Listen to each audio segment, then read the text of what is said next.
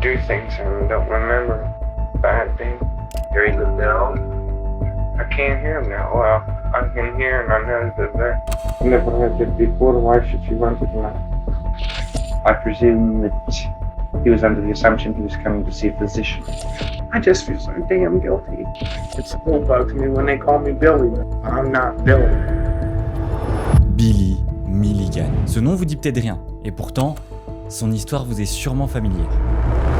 En 1977, il est arrêté pour une série de crimes et l'affaire explose dans les médias. Mais ce ne sont pas seulement ses actes qui vont troubler les Américains. Non, ce qui va les fasciner, les diviser, c'est Billy lui-même. Ou plutôt devrais-je dire, les Billy.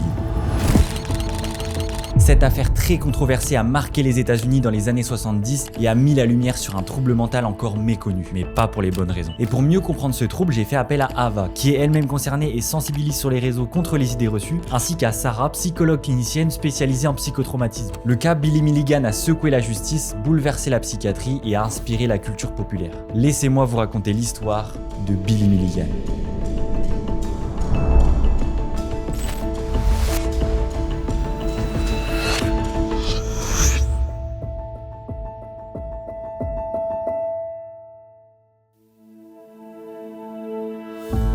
Cette histoire débute le samedi 22 octobre 1977 sur le campus d'université d'État de l'Ohio dans la ville de Columbus. Et normalement, quand on vous parle d'un campus étudiant américain dans les années 70, on a tous un peu les mêmes images en tête. Des étudiants en pas def et une ambiance hippie très chill. Bon, dans les faits, c'est aussi une période de forte tension aux États-Unis, avec beaucoup de manifestations et de blocus pour la justice sociale. La jeunesse est hyper engagée politiquement et parfois les manifs dérapent un peu, mais ça s'arrête là. Il n'y a pas de grosse criminalité sur le campus, jusqu'à ce fameux samedi 22 octobre. John Kloeberg, le chef de la police de l'université, parce que oui, il y a des postes de police sur les campus américains tellement ils sont énormes, mais bref, le chef Kloeberg place la fac sous surveillance policière.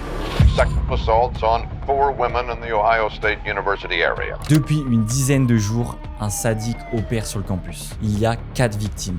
Toutes des femmes, dont 3 ont été kidnappées puis violées, à chaque fois avec vol à main armée. La première victime, il l'a suivie jusqu'à sa voiture, puis l'a menacée avec un pistolet et est entré avec elle dans la voiture pour abuser d'elle avant de repartir avec son portefeuille. Quelques jours plus tard, la deuxième victime, une infirmière de la fac, subit la même chose avec le même mode opératoire. Pareil pour la troisième et la quatrième victime. Tout ça en seulement 12 jours. Alors tous les étudiants et surtout les étudiantes deviennent naturellement complètement parano. Elles sont terrifiées et vont en cours la boule au ventre. La tension est palpable dans l'université.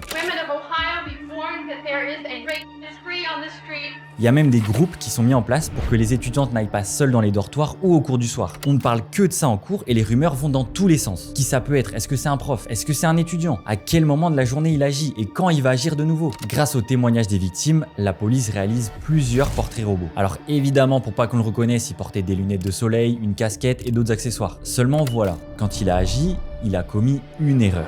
Il n'a pas mis de gants. Alors ces empreintes sont retrouvées sur le pare-brise intérieur de la voiture d'une des victimes. Et après analyse, le bureau d'identification finit par trouver une correspondance.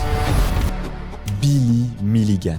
Un jeune homme de 23 ans avec une apparence plutôt banale mais qui est déjà bien connu des services de police. Il a un casier très chargé. C'est pour ça que les empreintes ont très vite donné un résultat. En 1972, il est arrêté pour kidnapping et agression de 2 jeunes femmes. Il séjourne plusieurs mois dans une maison d'arrêt pour jeunes. En 1975, il est de nouveau arrêté mais cette fois-ci pour le cambriolage d'une pharmacie. Et il passe 2 ans en prison. Il est libéré sous condition en avril 1977. Donc ça fait seulement 6 mois qu'il est libre. Alors il y a peu de doute sur le fait que ce soit bien notre homme. Et avec autant d'éléments, pas difficile pour la police d'obtenir un mandat et de faire une petite descente chez ce fameux Billy Milligan dans son appartement qui se situe à l'est de Columbus. La police débarque chez lui le matin du 27 octobre 1977. La personne qui ouvre est un jeune homme qui correspond exactement à la description des victimes, mais qui dit qu'il n'est pas Billy. Il dit que c'est un ami et que Billy s'est absenté. Oui, ça doit être ça. Allez hop, plaquage et menottage en règle. Mais à peine menotté, Billy dit 4 mots.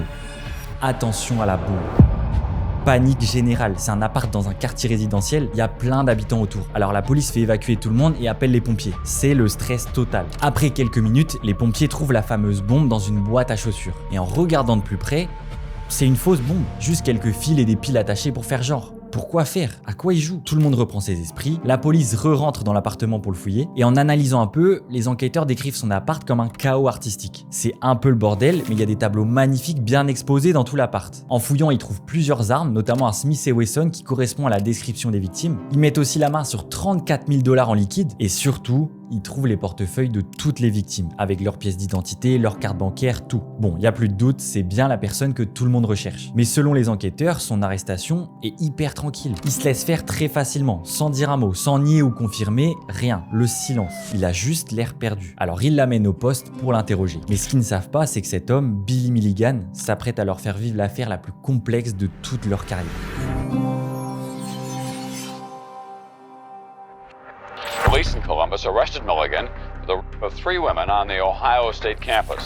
L'arrestation fait la une des journaux. Vous l'imaginez bien, c'est un gros soulagement pour tout le monde dans la région, surtout les étudiants de la fac. Par contre, certains sceptiques ont toujours des doutes. Est-ce que c'est vraiment lui? Ça paraît trop facile, ils sont peut-être plusieurs. Il n'y a qu'une seule façon de le savoir. Il faut l'interroger, ce fameux Billy Milligan. Bon, évidemment, il a le droit à un avocat. L'État lui en désigne 2 commis d'office, Judy Stevenson et Gary Schweikart. Et contrairement à l'image qu'on peut un peu avoir de certains avocats commis d'office, eux sont réputés pour être 2 très bons avocats. Ils se rendent directement à la prison du comté de Franklin, là où est détenu Billy, pour le rencontrer. Et dès leur rencontre, ils se rendent compte qu'il y a un truc qui cloche. Ils passent des heures avec lui pour savoir ce qui s'est réellement passé, pour préparer le dossier et le défendre. Sauf qu'ils n'arrivent pas du tout à le cerner. Ses propos sont décousus, il n'y a rien qui est clair. Il passe un peu du coq à l'âne et il parle jamais de la même manière. En plus, quand on aborde son casier et son passé criminel, il n'a aucune idée de quoi on parle. Alors ouais, c'est très bizarre. Donc il galère à monter un dossier solide parce que Billy les aide pas vraiment. Pas du tout en fait. L'affaire est confiée au juge Jay Flowers. Et au vu de tout ce qui se dit sur Billy, que ce soit du côté de la police ou des avocats, le juge demande qu'on lui fasse passer une évaluation psychologique. Dorothy Turner est la psychologue chargée de lui faire passer cette évaluation. Et comme les avocats, sa rencontre avec Billy la laisse très perplexe. Elle n'a jamais vu quelqu'un comme lui. Elle tente de lui faire passer le fameux test de Rorschach. Vous savez, c'est ce fameux test avec des taches d'encre qui permettrait en gros de déterminer le schéma de pensée de quelqu'un. Mais les résultats n'ont tellement aucun sens qu'ils sont inexploitables. Alors on lui fait passer toutes sortes d'autres tests. Et c'est là que ça devient complètement fou. Les résultats des tests changent complètement d'un jour à l'autre. Un jour, les résultats laissent penser que c'est quelqu'un de déficient, qui aurait des capacités très limitées. Alors qu'un autre jour, les résultats sont exceptionnels et présentent une intelligence hors norme qui relève du génie. Dans sa cellule, en attendant d'être jugé, il passe son temps à dessiner et à peindre. Et ses œuvres sont vraiment pas mal, voire très bien réalisées. Mais en les regardant, elle laisse deviner que Billy n'est peut-être pas seul dans sa tête. Et j'emploie pas du tout cette expression dans un sens péjoratif, mais au sens propre du terme. Parce qu'après avoir passé des heures et des heures avec lui, que ce soit ses avocats, les psychologues, tous s'accordent à dire qu'ils font face à un cas hors du commun. Different personalities had different mannerisms, and they would walk differently. They would hold themselves differently when they sat. Some had accents. Vous avez bien entendu, pendant ces discussions, Billy change complètement. Et ce changement se produit assez rapidement. Son expression, ses yeux changent et... Vous ne parlez plus à la même personne. Ça expliquerait pourquoi la psychologue n'a pas obtenu des résultats exploitables pendant ses tests. Ça expliquerait pourquoi ses avocats n'arrivent pas à construire un dossier solide. En fait, il n'y a pas seulement Billy. Très souvent, pendant ces discussions, il dit qu'il ne s'appelle pas Billy. It still bugs me when they call me Billy, but I don't say much. I don't say anything really. I'm not Billy.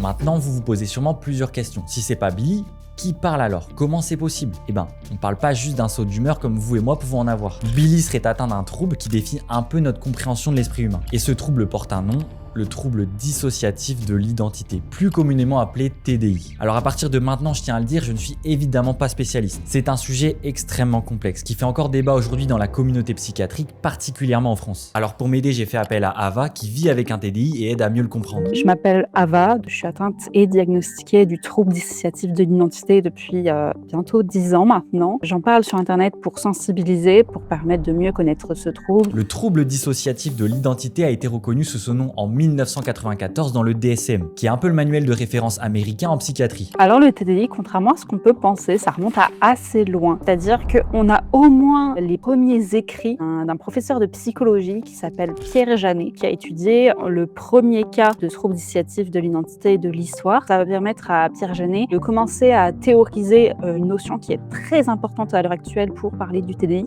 la dissociation. La dissociation, c'est un mécanisme complètement humain. Quand on est soumis à un stress intense, notre système nerveux, il va sécréter des hormones de stress. Il va nous préparer à vivre ce stress. Du coup, le corps, il va faire comme quand il y a trop d'électricité dans une maison, il va faire un court-circuit. Ça veut dire qu'il va sécréter des drogues. Et ces drogues, elles vont arrêter la production d'hormones de stress. On va être un peu anesthésié, un peu à côté de nos pompes. Et en fait, c'est ça la dissociation. Autrement dit, quand le stress devient trop intense, le système nerveux peut être débordé. La personne se coupe de ce qu'elle vit, se sent absente ou anesthésiée et l'expérience ne s'intègre pas normalement. C'est ce qu'on appelle la dissociation. Et si on s'en tient à la définition du TDI, il faut accepter une idée de base. Depuis toujours, on a une vision du monde, la vision du soi. On a une identité qu'on développe et qui évolue tout au long de notre vie. Le TDI vient un peu bousculer cette idée. Quelqu'un qui a un TDI va avoir plusieurs états, plusieurs parts qui vont coexister. D'ailleurs, les personnes appellent ça des parties, des alters. Mais en tout cas, ces parts, elles coexistent toutes ensemble. Et parfois, il y a des switches. Parfois, il y a une part qui va prendre le contrôle. Les identités peuvent avoir des âges, des voix, des souvenirs, des attitudes et même des goûts différents. Mais les cas peuvent énormément varier d'une personne à l'autre. Moi, il y a quelque chose qui me répugne depuis des années, c'est le poisson en général, toutes les formes, tout ce qui vient de la mer en fait. Et si je prends par exemple une autre identité, Soul par exemple, lui aime le poisson mais ça lui pose aucun souci d'en manger. Moi,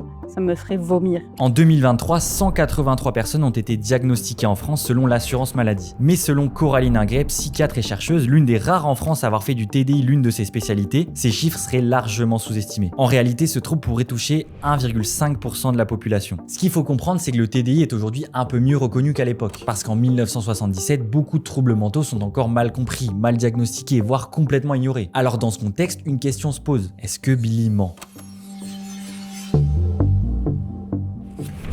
Le cas Billy Milligan fait énormément débat. Le juge Flowers est un peu sceptique. Il croit carrément à une blague en fait. Et il pense que ce comportement, c'est juste un argument désespéré de ses avocats pour le sauver de la prison. Mais quand même, vu la complexité de la situation, il demande à ce qu'on lui fasse passer des tests plus poussés. Alors il désigne le docteur George Harding de l'hôpital psychiatrique Harding qu'il a lui-même fondé pour évaluer Billy. Harding, c'est un psychiatre réputé dans la région. Il étudie les troubles mentaux depuis des années. Saw him the first time with very much of a need to be shown that this was really a psychiatric disorder. Et quand il s'entretient pour la première fois avec Billy, même lui qui a vu passer des centaines de patients différents, il est totalement déstabilisé par Billy. Alors il fait appel à d'autres spécialistes, des psychologues, des psychiatres pour venir voir Billy et faire leur propre diagnostic. Et ils sont tous un peu perdus. Le doute plane, que ce soit du côté de la communauté médicale, en particulier la psychiatrie, de la communauté juridique ou même de l'opinion publique. En fait, si tout le monde doute autant, c'est parce que dans l'imaginaire collectif, ce genre de trouble, ça n'existe qu'au cinéma ou dans les livres. C'est de la fiction. À cette époque, beaucoup d'œuvres ont largement participé à installer l'image qu'on a des changements de personnalité, Dr Jekyll et Mr Hyde, Psychose, Les Trois Visages d'Ève et surtout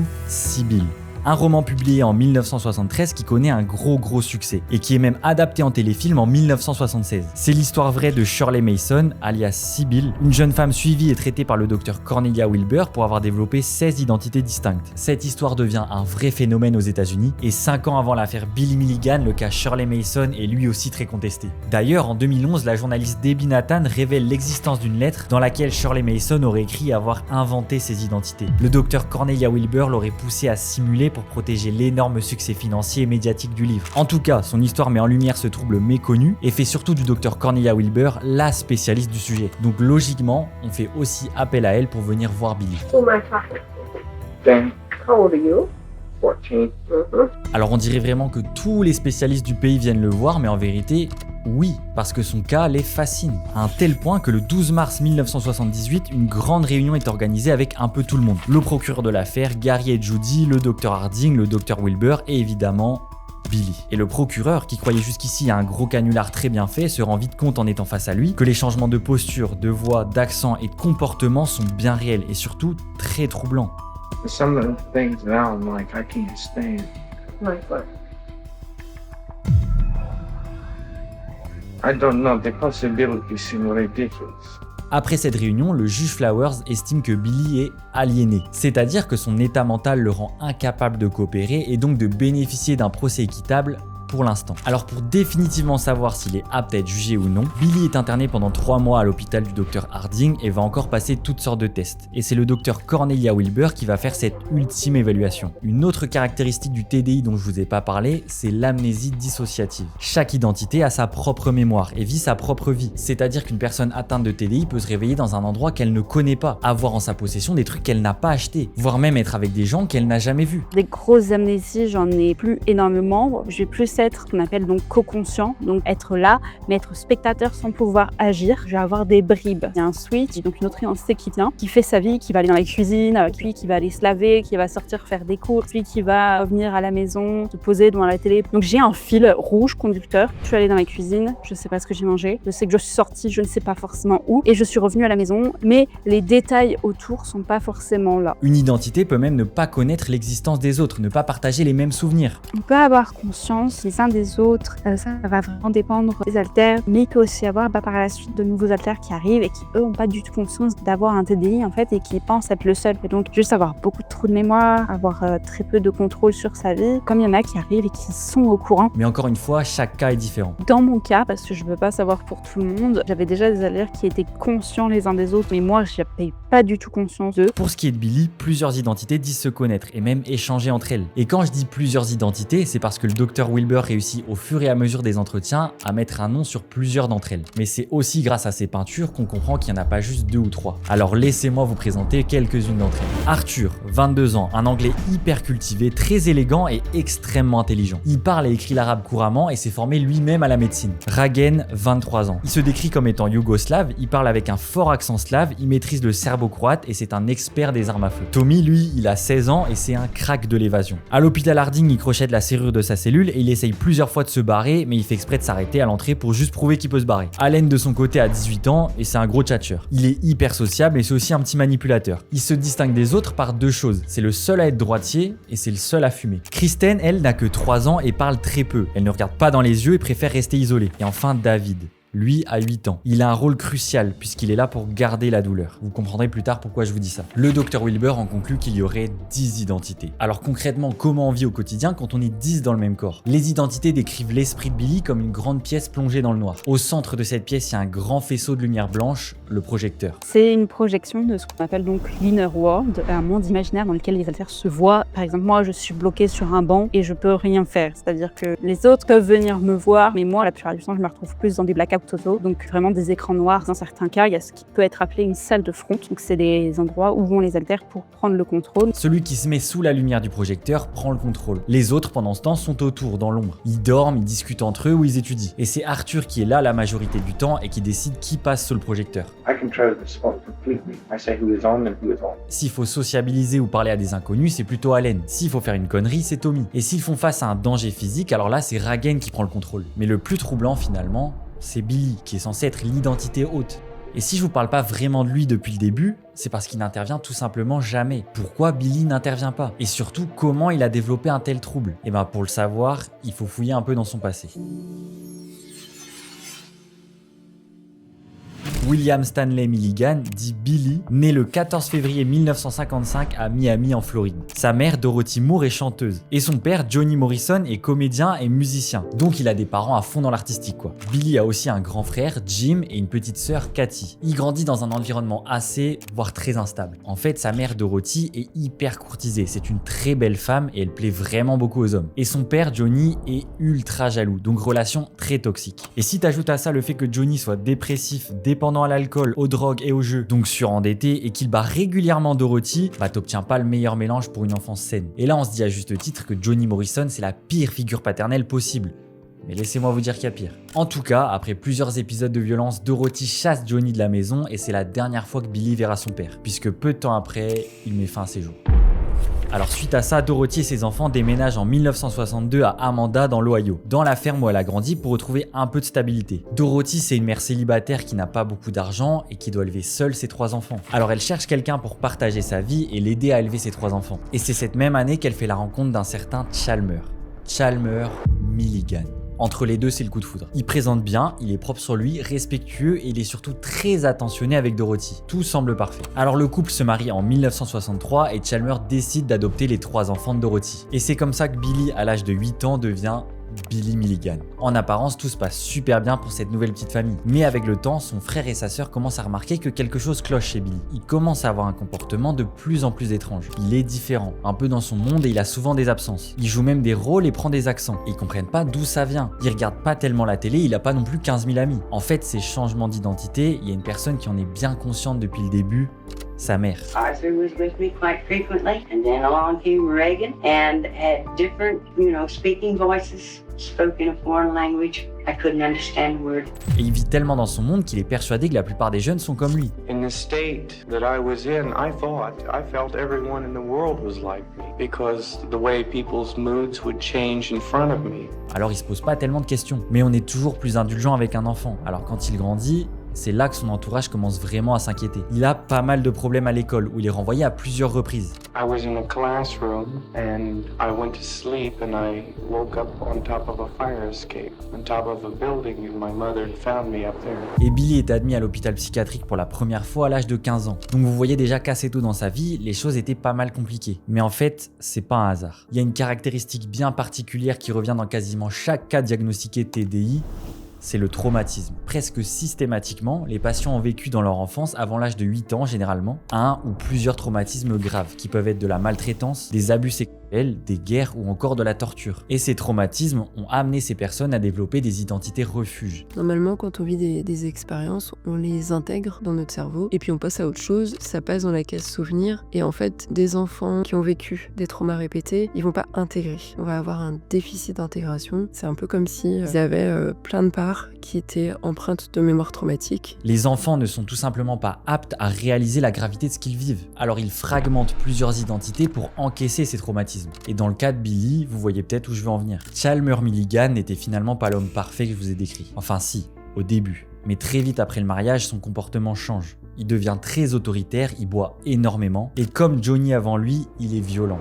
Extrêmement violent. Il a des accès de colère totalement imprévisibles. Ces épisodes de violence peuvent survenir à n'importe quel moment. Et ça a particulièrement marqué Billy. My stepfather had beaten my mother mercilessly, and I mean she had blood all over her and her hair was ripped out. La famille vit dans la peur permanente. Personne n'est épargné. Mais en vérité, c'est Billy la cible préférée de Chalmer. C'est son souffre-douleur. Alors au début, c'est des coups, des intimidations, des menaces. Mais cette maltraitance va passer à un autre niveau quand la famille déménage dans la ferme du père de Chalmer. Sur cette ferme, il y a une grange. Une vieille grange en bois. Et c'est ici que tout va basculer. C'est dans cette grange que Chalmer va lui faire subir les pires atrocités. Ces actes horribles, Chalmer va les faire subir à Billy pendant plusieurs années. Il déteste tellement Billy qu'il s'assure que sa vie soit un enfer. It was hard to get anything done out of him. He wouldn't do anything he was asked. It was just a big hassle all the time.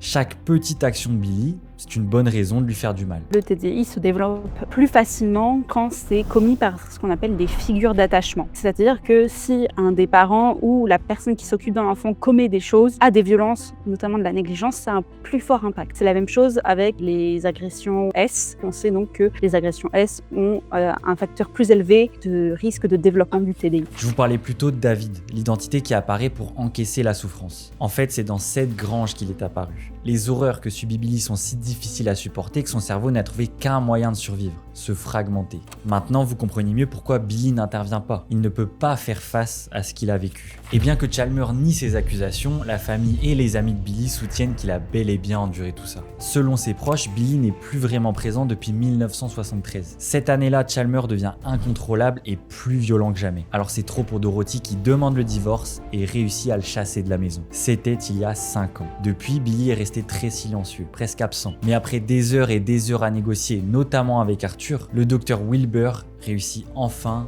à réveiller Billy. You remember me, Billy?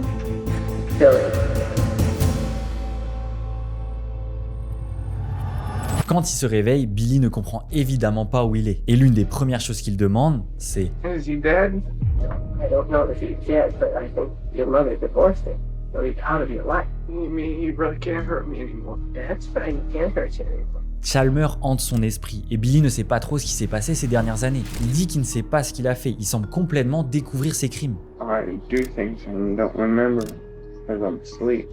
Just every time I wake up, somebody says I did something bad. Et le problème, c'est que pour le juger, il faut qu'il se souvienne de ce qu'il a fait. Pour recoller les morceaux de sa mémoire, c'est un vrai casse-tête. Chaque identité parle de ses propres souvenirs. Mais à force d'échanger avec les différentes identités, le Dr Wilbur comprend laquelle est à l'origine de la plupart des crimes.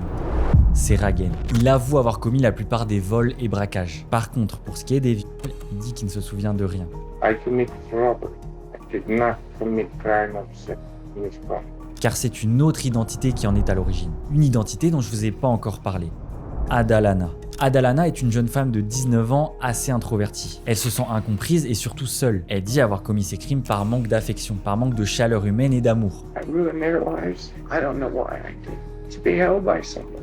I was just so lonely. Ça n'excuse évidemment rien, on parle de crimes graves avec de vraies victimes, mais c'est l'explication rapportée dans les entretiens. Les aveux de Ragen et la découverte d'Adalana permettent aux avocats d'élaborer la défense de Billy. Et elle repose sur le fait que les responsables sont Ragen et Adalana, alors que l'acte d'accusation vise Billy. Billy didn't do this. Billy wasn't here. Billy was someplace else at the time. He was not there.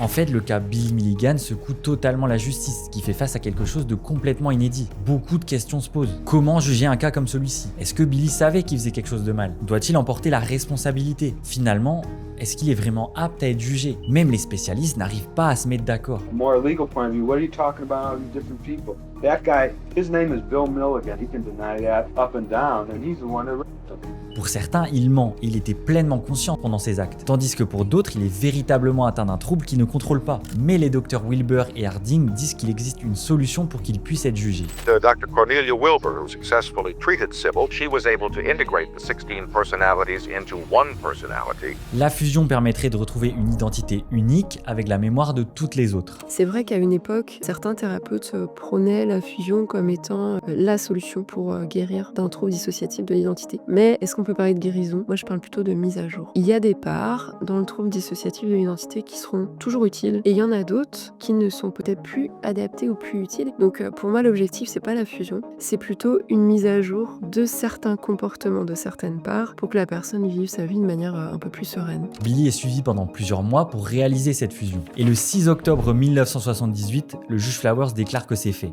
et qu'il est apte à être jugé, même si en réalité, la fusion n'est pas vraiment faite. Milligan's court-appointed psychiatrist says he is mentally ill. Nevertheless, he has been found competent to stand trial. It will begin in December. Le procès de l'homme aux 10 personnalités fait énormément de bruit. Et l'affaire qui était jusqu'ici surtout connue dans l'état de l'Ohio devient une affaire nationale. C'est un cas unique dans l'histoire de la justice américaine. Et à l'image de la justice et de la médecine, l'opinion publique est elle aussi divisée. Is it a hoax? Has he been faking it? I don't think that he's multiple personality. I don't really believe that exists. Seems to me to be an awful easy thing to fake. Mais je dois vous l'avouer, la grande majorité des gens ne croient pas du tout Billy. Une bonne partie d'entre eux accusent notamment Sybil, dont je vous parlais plus tôt, d'avoir créé une sorte de hype autour du TDI. En tout cas, le procès a bel et bien lieu le 6 décembre 1978. Billy est jugé pour vol, enlèvement et agression. Il a 9 chefs d'accusation et risque jusqu'à 200 ans de prison. Alors on s'attend un peu au procès du siècle, une bataille juridique interminable avec des semaines de procès. Eh ben pas du tout, le procès est expéditif. Pas de jury et pas de témoin à la barre. Tout va se jouer avec le dossier de Billy devant le juge Flowers. Et à l'issue de ce procès très court, parce qu'il dure qu'une matinée, le juge Flowers rend son verdict et c'est historique. The medical data that I had without exception was to the effect that he did have this multiple personality and that he in effect qualified as being insane under our statute. Billy Milligan est déclaré non coupable pour cause d'irresponsabilité. C'est la première fois dans l'histoire judiciaire des États-Unis qu'un accusé est acquitté pour trouble dissociatif de l'identité. Et vous vous en doutez, ce verdict fait débat. Pour beaucoup, ce procès devait servir d'exemple et ne rend pas justice aux victimes. L'impression globale, c'est que les gens sont plus intéressés par le cas de Billy que par les victimes elles-mêmes. Alors l'opinion publique est en colère, surtout les femmes qui craignent qu'il y ait d'autres victimes. He should not be out. He is a menace to women. He should be in prison where rapists belong. Billy a peut-être été acquitté, mais sa vie déjà profondément chaotique ne va pas s'améliorer pour autant.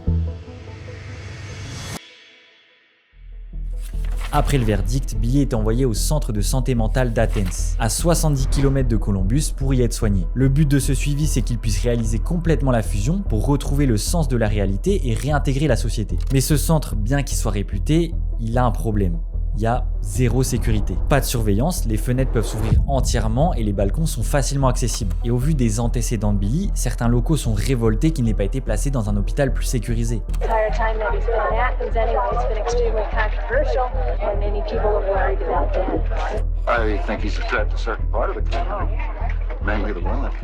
Mais pendant que la colère monte à l'extérieur, à l'intérieur des murs du centre, Billy démarre sa nouvelle thérapie. Et vous commencez à avoir l'habitude maintenant. Il est suivi pendant des mois par plusieurs psychologues et psychiatres plus ou moins compétents. Certains affirment qu'il est atteint de TDI, d'autres affirment que c'est un sociopathe manipulateur. Une fois de plus, deux camps opposés. Et comme si ça suffisait pas, le personnel du centre l'accuse de manipuler certaines autres patientes pour avoir des rapports sexuels. Et on parle de femmes vulnérables qui sont pas en pleine possession de leurs moyens. Quand on se rappelle les crimes pour lesquels il a été arrêté à la base, Il y a de quoi se poser des questions. Et pourtant, la thérapie suit son cours normalement. Après un certain temps, son état semble se stabiliser, il a même des autorisations de sortie, il peint beaucoup et vous le savez, il a un vrai talent. Alors ses œuvres intéressent pas mal de monde, il fait carrément des expos et certains de ses tableaux se vendent à plusieurs milliers de dollars. D'ailleurs, j'en ai trouvé quelques-unes sur eBay proposées en ce moment à 45 000 $, mais vous l'aurez compris, c'est pas seulement pour ses talents artistiques que ses peintures se vendent aussi bien. If they do come to see my artwork, I hope it's not because they're thrill-seeking, it's because they're interested in art. I don't want to be analyzed by my artwork. You see, I have enough of that done as it is now. So. On l'a vu avec Sibylle plus tôt, c'est le genre de cas qui fascine le grand public et qui intéresse aussi les écrivains. Alors un certain Daniel Keyes demande à rencontrer Billy et cette rencontre va changer sa vie. À ce moment-là, Daniel Keyes, c'est un écrivain hyper en vogue. Son roman Des fleurs pour Algernon s'est vendu à plusieurs millions d'exemplaires, ce qui fait de lui une vraie référence du roman psychologique. Alors autant dire qu'il est peut-être l'un des mieux placés pour écrire un roman sur l'histoire de Billy. Les deux se rencontrent et Billy est carrément chaud en fait. They said to me, I want you to write my life story. So that became kind of a quest for me to tell this incredible complex story of this incredible complex human being. Donc Keyes se met au boulot. Il vient H24 au centre d'Athens pour apprendre à le connaître et avoir un maximum de matière pour écrire le meilleur livre possible. Didn't you doubt? Every Monday morning I wake up saying, oh my God, I don't believe it. But in the 10 months I interviewed him, some hundreds and hundreds of hours, I discovered I never got an inconsistency. Et au fil des mois, Keyes lâche un peu son rôle d'écrivain. Il devient un ami, presque un protecteur pour Billy et les 9 autres. Il gagne leur confiance, il devient leur confident, et après des milliers d'heures d'entretien, Keyes découvre quelque chose. Quelque chose que les docteurs Harding et Wilbur n'ont pas mentionné dans leur rapport parce qu'ils ne l'avaient tout simplement pas identifié. Jusqu'ici, on connaît Billy et 9 identités, que Keyes appelle les 10. C'est eux qui se relaient sous le projecteur et qui ont appris à coexister avec assez d'harmonie pour survivre sans mettre Billy en danger. Et ben il serait finalement plus que ça. How many personalities does this person have? In the beginning, the world knew there were 10 personalities. In fact, there were articles, The 10 Faces of Billy. Yeah. But after he was sent to the hospital and I began to work on the book with him, we discovered that others had been hidden and called the undesirables. Les indésirables. 13 autres identités mises à l'écart. Des profils plus instables, bannis par Arthur parce que leur comportement peut mettre Billy en danger. I hear a name Mark, Sean, Robert, just a few others. You know, I've heard those names before that ring out in my head when I hear them. Alors Keyes est complètement perdu et l'écriture de son livre devient un vrai casse-tête. Mais alors qu'il est à 2 doigts d'abandonner, une nouvelle identité finit par apparaître. La 24e. I was about to give up all hope of doing a book. How do you write a book about someone who has amnesia? But then, as I was ready to kick it over, he fused into the teacher. Le professeur. C'est le résultat de la fusion. Là où les autres ont des trous noirs, lui se souvient de tout ce qu'ont vécu les 23 identités. I don't want to spend my life in institutions. There's too much world out there. If I don't know everything, I feel stupid. I was dealing with the most articulate, the most intelligent, fascinating human being I've ever met. C'est grâce à lui que Daniel Keyes peut reconstituer toute l'histoire et terminer son livre. Mais la découverte de ces nouvelles identités, elle fait débat. Pourquoi parmi tous les spécialistes qui ont vu Billy avant, aucun n'a observé ça? Et ben pour les proches de Billy, pour les psychiatres, pour le personnel d'Athens, Keyes aurait pu pousser Billy, déjà fragilisé et surmédiatisé, à créer ses autres identités. Parce que 24 pour un livre, c'est plus vendeur que 10. Quoi qu'il en soit, le livre intitulé Les 1001 vies de Billy Milligan est publié en octobre 1981. Et c'est un énorme succès, aussi bien critique que commercial. The Minds of Billy Milligan, it is a fascinating book. Et je dois le dire, c'est un bon livre. Il y a beaucoup de passages qui relèvent plus de la fiction, faut le dire, mais dans l'ensemble, c'est un très bon livre. Mais le livre permet aussi de mettre la lumière sur ce trouble méconnu qu'est le TDI. On constate une grosse augmentation du nombre d'articles et de cas aux États-Unis dans les années 80. Et ce succès fait de Billy une sorte de star, un personnage tellement déroutant qu'il fascine une bonne partie du grand public. C'est de la folie. Sans oublier qu'à la base de tout ça, il y a des victimes dont on ne parle pas. Et jusqu'à maintenant, c'est le plus gros problème de toute cette histoire. À force de se concentrer sur Billy, on parle très peu des victimes. Des femmes dont la vie a été détruite et qui ont vu l'homme qui les a brisées devenir quelqu'un qui fascine. Et on pourrait penser que toute cette exposition médiatique veut sûrement dire que Billy va mieux et que ça va peut-être l'aider à réintégrer la société. Mais c'est l'effet inverse qui va se produire, parce que la situation va totalement dégénérer. Billy bouge beaucoup. Il passe de centre en centre, de psychiatre en psychiatre, avec toujours des diagnostics totalement opposés, on est habitué maintenant. Mais pendant ces différents séjours, certains spécialistes commencent à relever de grosses incohérences. Par exemple, Ragen, il est censé parler couramment le serbo-croate. Or, quand un psychiatre qui maîtrise la langue essaie de discuter avec lui, Ragen se braque systématiquement et laisse sa place à une autre identité. Même chose pour Arthur, on découvre qu'une lettre qu'il était censé avoir écrite dans un arabe parfait avait en réalité été rédigée par un de ses co-détenus. Will used to ask me if I can help him translate some English letter to Egyptian. Let me suggest to you that maybe Arthur was cunning and clever enough to find somebody to write the letter in Arabic for him. In that dungeon, in Lima, no Arabs in Lima. Forcément, ça laisse sceptique. Et au milieu de tout ça, Billy fait la connaissance de Tanda Bartley, la sœur de l'un de ses codétenus. Contre toute attente, il tombe amoureux et en décembre 1981, il se marie directement dans le centre où il se trouve. And only a handful of guests attended. One of them was Dr. Daniel Keyes. I think they're in love. Well, I believe it. I believe in love, don't you? I got to know him and I put aside all the myths and rumors. I think I've dealt with Billy in different situations, different personalities. Évidemment, ça fait la une des journaux, l'homme aux 24 personnalités se marie. Sauf que vous vous en doutez, gérer un mariage dans ce cadre-là, c'est compliqué. Alors la relation s'arrête très vite, ils divorcent au bout de seulement 51 jours, et au passage Tanda prend une bonne partie de l'argent que Billy avait touché grâce aux revenus du livre. Sa vie est chaotique. Et ça va pas du tout s'arrêter là parce que l'apogée de tout ce chaos a lieu le 4 juillet 1986, jour de la fête nationale américaine. Ce jour-là, la plupart du personnel de l'hôpital psychiatrique de Columbus, là où il est hospitalisé, est en congé. Alors Billy fait une grosse dinguerie, il s'évade. Milligan ran away on Friday. He is now searched all over the state. La police lance une traque massive et les médias tournent en boucle sur ça. Ça devient une affaire nationale dans laquelle même le FBI intervient. Bon, vu les moyens mis en place, on s'attend à ce qu'il soit retrouvé dans les 2-3 jours maximum. Après plusieurs semaines, la police ne trouve aucune trace de lui. Faut se remettre dans le contexte de l'époque. Pas internet, pas de caméra. Personne peut reconnaître Billy, le prendre en photo et le poster sur Twitter. Et vous vous souvenez de son avocat Gary Schweikart? Bah lui, il est toujours là et il essaie de le défendre tant bien que mal face aux médias. Parce que cette cavale, elle dure un bon moment. Mais le 20 novembre 1986, après 4 mois de recherche, Billy finit par être retrouvé et arrêté dans un hôtel à Miami en Floride. On apprend que pendant ces 4 mois de cavale, il vivait sous un faux nom, Christopher Carr. Il s'était réfugié à Bellingham, une petite ville de l'état de Washington. Sur place, il monte une entreprise de jacuzzi avec des inconnus et se fait pas mal d'argent en vendant ses toiles. The man who called himself Christopher Carr said he worked here at Western Washington University. What he said he did here changed all the time. Sometimes he claimed to be a professor of computer sciences and mathematics. Other times he said he was a professor of art. People here who knew him said for him, lying was a way of life. Mais surtout, il passe beaucoup de temps avec un étudiant de 32 ans, un certain Michael Madden. Sauf qu'en septembre 1986, 2 mois avant l'arrestation de Billy, Madden disparaît mystérieusement. Et juste après sa disparition, Billy commence à encaisser ses chèques, il vend sa voiture, il vide son appartement. Mais surtout, Billy est la dernière personne à l'avoir vu. Today, police are looking into Milligan's role in the disappearance of Mike Madden. We don't have any body. We don't have any evidence of a crime having been committed. Again, it's a very suspicious set of circumstances. Sans corps, la police ne peut pas l'inculper, mais tout semble mener à lui.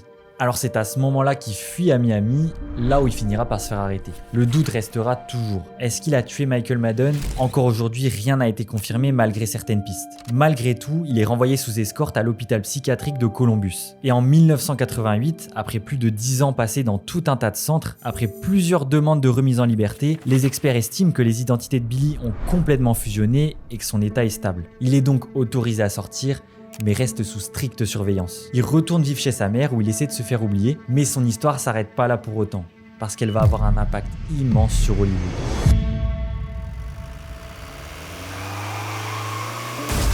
On est en 1991 et au cinéma, un film explose tout au box-office mondial.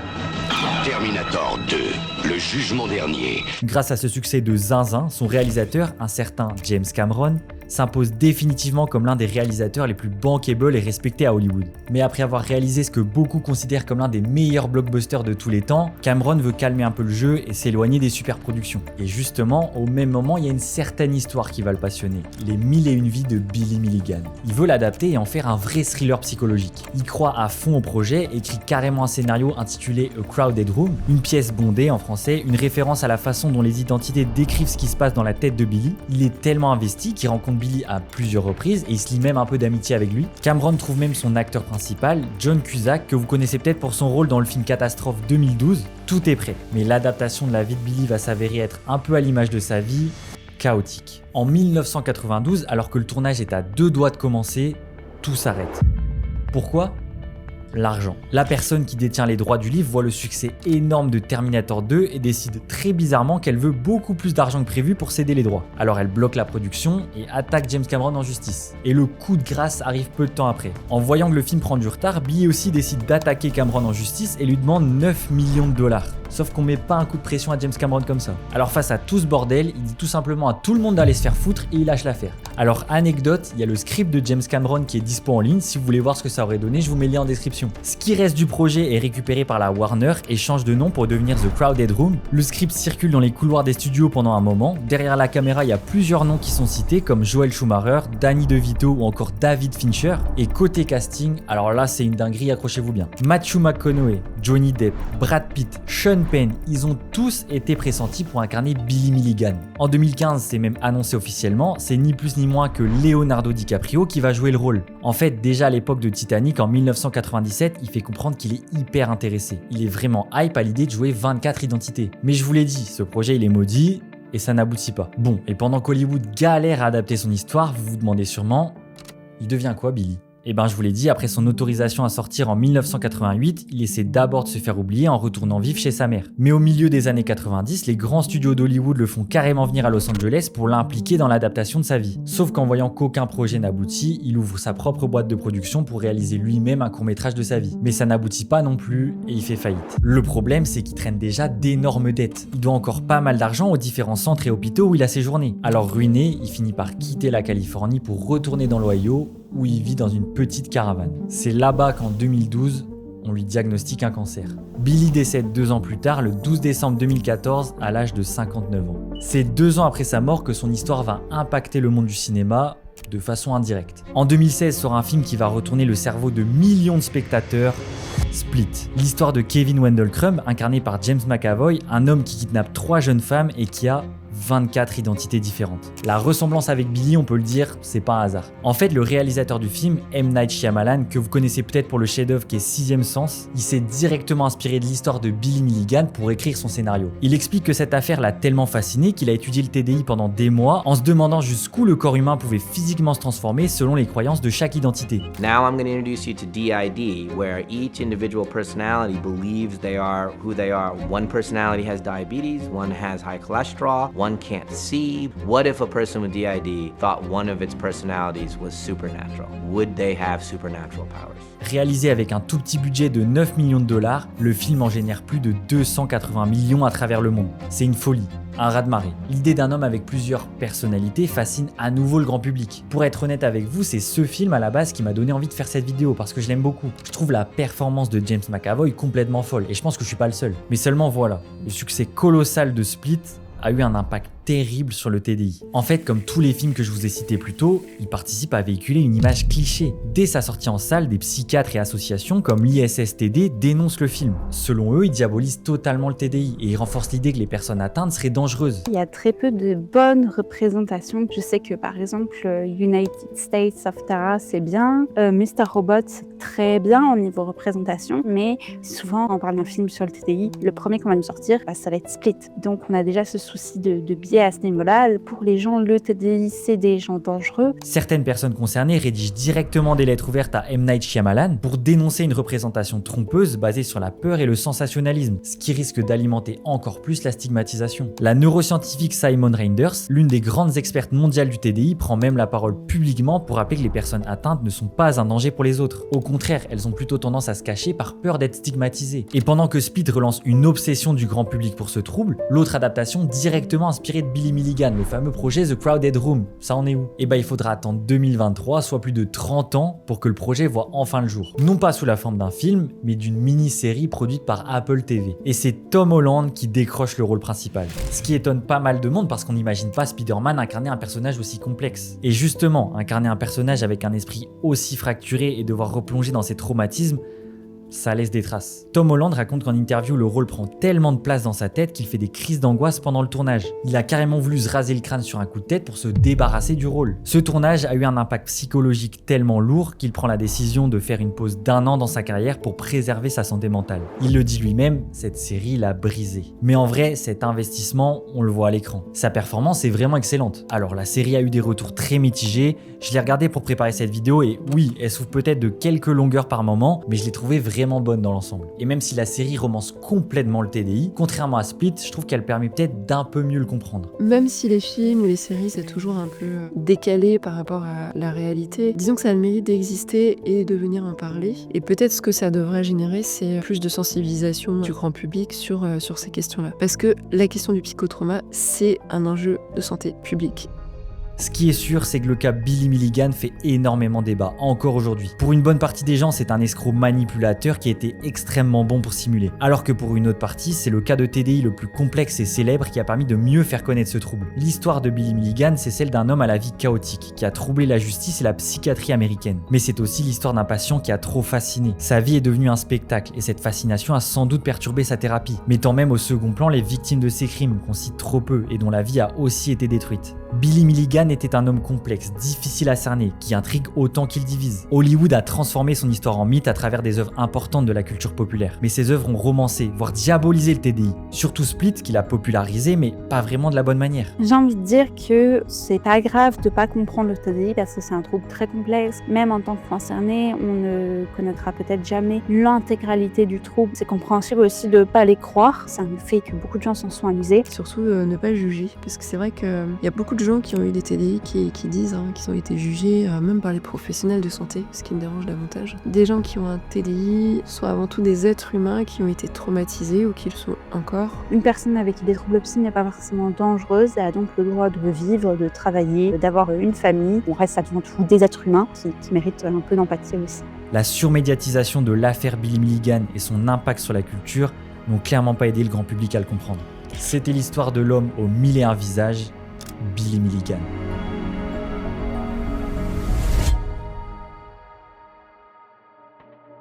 Merci beaucoup d'avoir regardé cette vidéo jusqu'au bout. Si elle vous a plu, n'hésitez pas à lâcher un petit like, à vous abonner et activer la cloche pour ne pas manquer les prochaines. Ce projet n'aurait pas été le même sans la participation d'Ava, que je remercie sincèrement. Elle sensibilise au TDI et nous aide à mieux le comprendre, alors je vous invite à la suivre. Un grand merci aussi à Sarah pour son temps et sa bienveillance, sans qui je n'aurais clairement pas pu parler de ce sujet correctement. J'ai fait de mon mieux pour me renseigner au maximum et l'expliquer sans être maladroit. J'espère sincèrement que je l'ai pas été. Si j'ai fait quelques maladresses, l'espace commentaire est grand ouvert. Vous retrouverez en description toutes les sources si vous voulez aller plus loin. N'oubliez pas de me dire en commentaire quelle histoire vraie de film vous voulez que je raconte la prochaine fois. Voilà, moi c'est Max, merci de m'avoir écouté.